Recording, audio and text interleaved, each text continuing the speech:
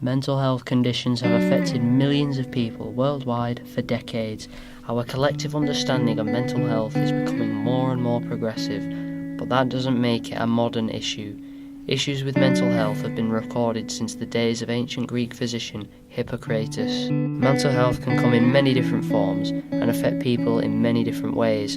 A well-known mental illness is major depressive disorder, or as it's more commonly known, depression. This mental illness has affected people all over the world for decades and is still affecting people today, including myself. Unfortunately, the exact cause of depression is unknown. However, there are many variable factors which increase a person's chances of experiencing depression. Some causes for depression can be anxiety or childhood trauma, and in some cases it is thought to be passed down through genes, which I believe is the cause for my own bouts of depression.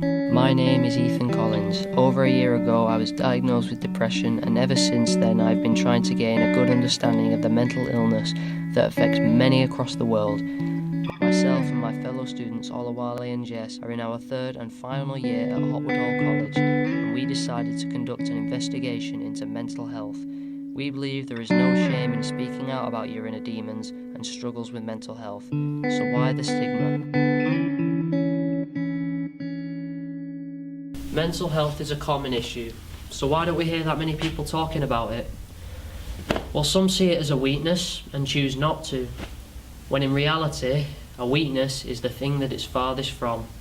In recent years, we've had many celebrities being vocal about their experiences with mental health. Very sort of black stage at the moment, and would love to be somewhere else other than here, frankly. I'm fully aware I'm a very awful person to be with. I find it difficult to meet people's eyes. I find it very difficult to connect to people. I find it very, I just want to be alone, frankly. I mean, I present this very cheery, bubbly person, but I also do a lot of work. I do a lot of introspective work, and I check in with myself when I need to exercise, and I, you know, got on a prescription when I was really young to help with my anxiety and depression. If you're that depressed, reach out to someone. And remember, suicide is a permanent solution to temporary problems. And you feel like it's only you, and you're in your bubble, and I wish I had someone at that time who could just pull me aside and, hey, it's gonna be okay. I'm here at college preparing for an interview with a friend of mine I've known for 7 years. Daniel has been open with me about his battles with depression over the past few years since his diagnosis, and I have tried to be equally as open about my own bouts of depression with him. Thank you for being here today. It's fine. And so just to begin at the beginning, when was it you got diagnosed and what with? April 2017. Oh, okay.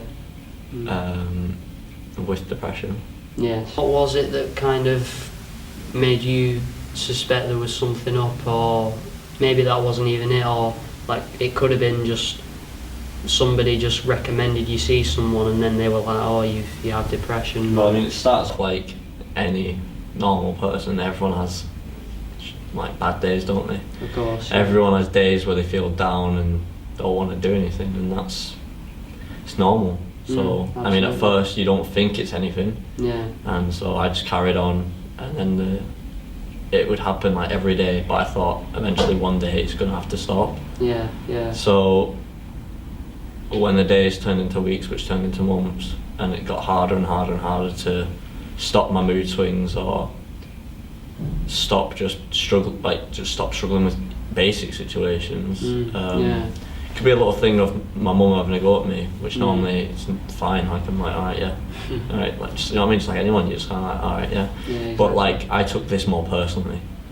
Like it would affect me a lot more, and I don't know why. I never understood why, and to a certain extent, I still don't know why now. Why I felt like that or whatever.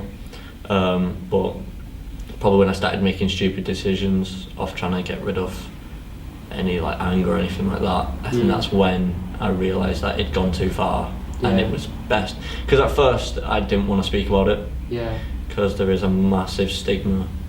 It gets said a lot, you know, like mental health's a really big thing in you know, for males, it's massive. Oh yeah. You know, it's a big killer for males, and people don't want to talk about it because it's not a manly thing to do. So I certainly fell into that trap of not wanting to talk, because at the time I just thought, I'm just a bit upset and I need to grow up and get on with it. Wasn't the case at all. I mean, like I said, you know, a lot of us do have bad days, but when it starts to get really, really bad, that's when, for your best interest and stuff like that, you need to go and speak to someone. Exactly, yeah. See, with me, it was kind of, for me, it was again the mood swings, stupid decisions, not being able to kind of motivate myself to do even the simplest things, and a loss of appetite, stuff like that.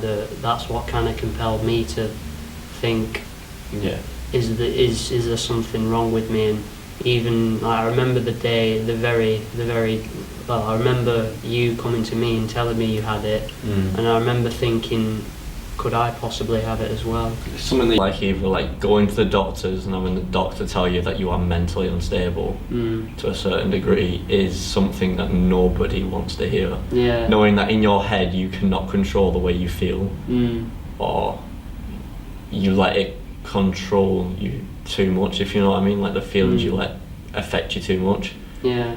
That's what hurts the most. Yeah. Of course, Daniel and I are just two individuals who were diagnosed with depression and are now trying to gain a better understanding of it. But now, let's take a look and see what some of the professionals have to say on the matter. Olawale speaks with Hotwood Hall College's student counsellor, who has supported many students and helps them to understand their mental struggles and emotional challenges. How would you address the increase in serious mental health issues among college students? I think there should be a lot more support in service-wise that they can access. Like at the moment, the counselling service here, we are trying to increase the amount of placement counsellors that we have on board because there are a lot of stress on the resources. So to encourage an increase in awareness and an increase in funding so that people do have the right access and the right knowledge for places that they could go to. Do you have any advice for people going through the issue? Speak about it. Keep it open.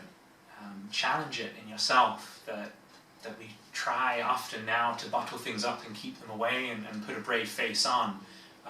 But to try and challenge yourself to have that open conversation with someone so that you can get support or direction, or at least know that you're sharing what's going on for you, so it's not just you carrying it.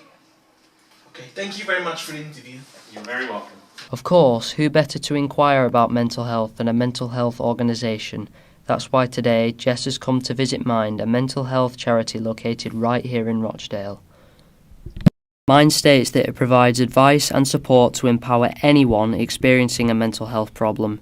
As an organisation, they campaign to improve services, raise awareness and promote understanding of mental health conditions.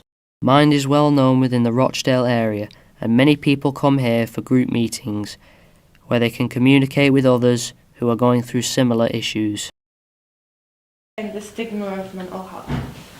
Yeah, I think the stigma is a lot that people think if you've got a mental health issue you must be like a crazy psychopath who like wants to kill people and kind of like is a bit strange, and when actually the truth is anyone could have a mental health issue and it's quite an invisible illness, and I think that also means people don't see it as often, when obviously 1 in 4 people suffer from a mental health issue and then they're not recognised, and it can kind of, the stigma works both ways, that not only do people not see it and there isn't enough support or understanding of it, it's then thought of this really bad thing. So there's just a big gap in the middle where we need to say, well, yeah, it is common and it is happening a lot, but it's also not this really bad thing that makes people like crazy like you see in the films, or like murderers with split personalities. Like that's not realistically what it's like.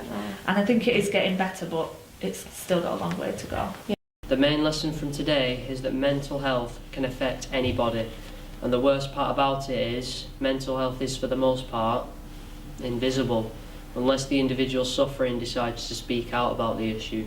Which brings us perfectly to the overall message we are trying to convey here. Mental health is not a weakness, and you are not weak for speaking out about it. If anything, you're actually being the stronger person by doing so. So please, if you are struggling with mental health, speak up and talk about it. I'm Ethan Collins, and this has been Mental Health, the Stigma Surrounding the Issue.